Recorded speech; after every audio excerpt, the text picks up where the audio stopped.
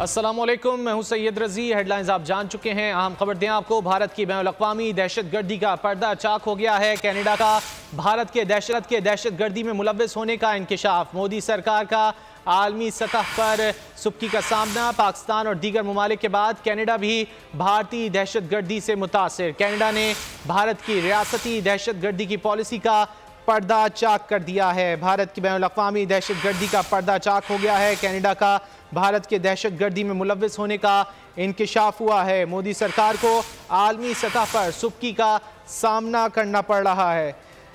पाकिस्तान और दीगर ममालिक के बाद कनाडा भी भारतीय दहशतगर्दी से मुतासिर। कनाडा ने भारत की रियासती दहशतगर्दी की पॉलिसी का पर्दा चाक कर दिया है।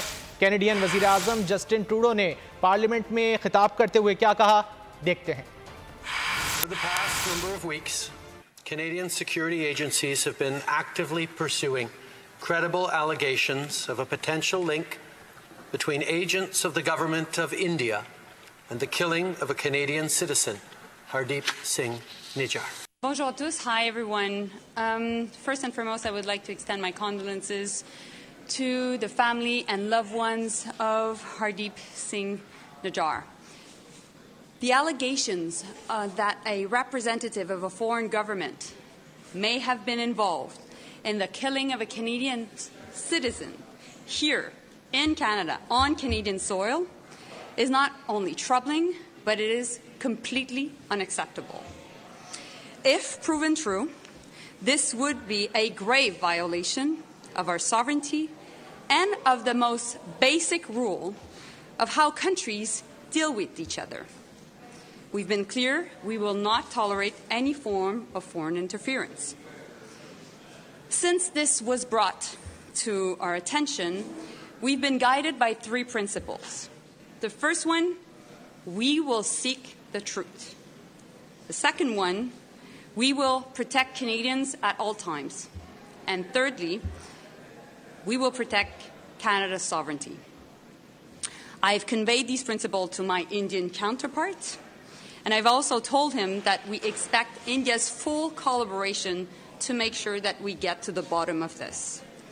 And as of today, and as a consequence, we've expelled a top Indian diplomat from Canada. इसी तमाम मामले पर बात कर लेते हैं। हमारे साथ मौजूद हैं नुमाइंदा खुसूसी सलमान आवान। सलमान, कनाडा की जानिब से वाज़े अल्फाज में कहा गया है, कैनेडियन वज़ीर आज़म जस्टिन ट्रूडो की जानिब से कहा गया है कि इस तरह की चीज़ें काबिल कबूल नहीं है, ये खुद मुख्तारी पर हमला है। जी बिल्कुल ऐसा ही। और अगर हम इसके बैकग्राउंड में जाएं तो 18 जून का ये मामला है। 18 जून से ये मामला शुरू हुआ था। उस वक्त भी बात की थी हरदीप सिंह नज्जर को जिस तरह से कत्ल किया गया, और उसके बाद फिर कनाडा समेत दुनिया के मुख्तलिफ ममालिक में सिख कम्युनिटी का बड़ा जबरदस्त रद्दअमल सामने आया। और आज जो कैनेडियन वज़ीर आज़म की स्टेटमेंट सामने आई है, और उसके बाद से कनाडा ने जिस तरह से अपनी कौमी सलामती और खुद मुख्तारी के तहफ़्फ़ुज़ के लिए इतना बड़ा फैसला किया है, यकीनी तौर पर ये एक तारीख साज फैसला है। कनाडा जैसे मुल्क की जानिब से तमाम तर सूरत हाल को, तमाम तर मामलात को बालाए ताक रखकर ये फैसला करना यकीनी तौर पर भारत के मुंह पर, खासतौर पर मोदी सरकार के मुंह पर बहुत बड़ा तमांचा है कि कनाडा की हुकूमत की जानिब से बाज़ाब्ता तौर पर इल्ज़ाम लगाया गया है, बाज़ाब्ता तौर पर एक तरह से तस्दीक कर दी गई है कि हरदीप सिंह नज्जर के कत्ल के अंदर भारत की रियासत, इंडियन स्टेट मुलव्विस है, इंडियन स्टेट एलिमेंट्स मुलव्विस हैं।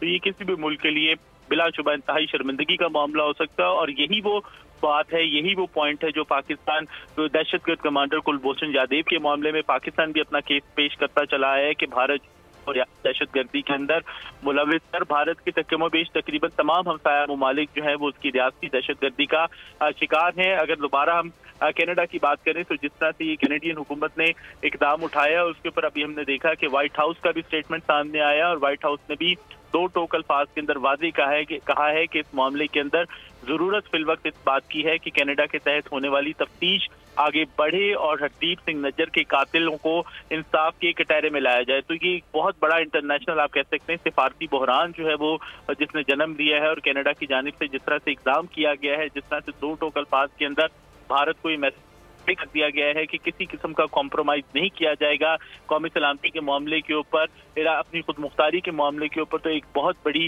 डेवलपमेंट है, बहुत इंपॉर्टेंट। अच्छा सलमान, आपने बताया कि व्हाइट हाउस से जो है वो बयान सामने आ गया है, क्या दीगर सरबराहान मुमलिकत को भी एतमाद में लेकर जस्टिन ट्रूडो की जानिब से ये पार्लियामेंट से खिताब किया गया था?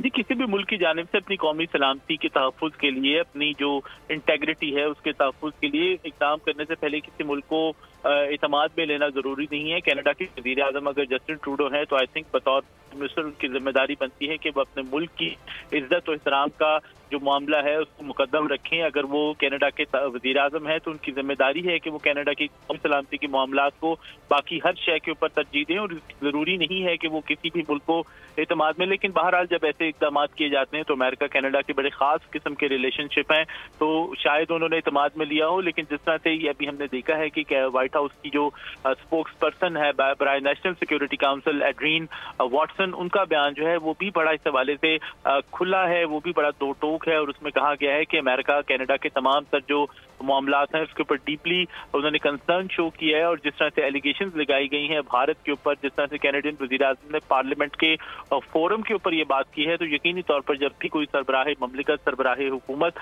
पार्लियामेंट के फोरम के ऊपर ये बात करता है, कोई भी बात करता है, तो ये तसव्वुर किया जाता है, ये माना जाता है, ये यकीन किया जाता है कि सरबराह ममलिकत या हुकूमत जो है वो पार्लियामेंट के फोरम पर जो बात कर रहे हैं, जो भी बात कर रहे हैं, वो सच बात कर रहे हैं, और वो बड़ी नपी तुली बातचीत होती है और उसके अंदर किसी किस्म का झोल जो है वो नहीं होता। तो हमें तवक्को रखनी चाहिए कि कैनेडियन वज़ीर आज़म या कैनेडियन हुकूमत के पास इस हवाले से बड़े ठोस या नाकाबिले तरदीद शवाहिद मौजूद हैं, जिनकी बिना के ऊपर उन्होंने इतना बड़ा जो एक मामला जो है उसको उठाया है और इतना बड़ा इक़दाम उठाया है। और किसी भी मुल्क से सिफारतकार को वापस बुला लेना, कहा ये इंतहाई मानी खेज होता है। और यहाँ पर भारत के केस के अंदर जिस सिफारतकार को निकाला गया है वो सिर्फ और सिर्फ सिफारतकार भी नहीं थे, बल्कि कैनेडियन काम की जानिब से बताया गया है कि वो कनाडा में इंडियन खुफिया एजेंसी।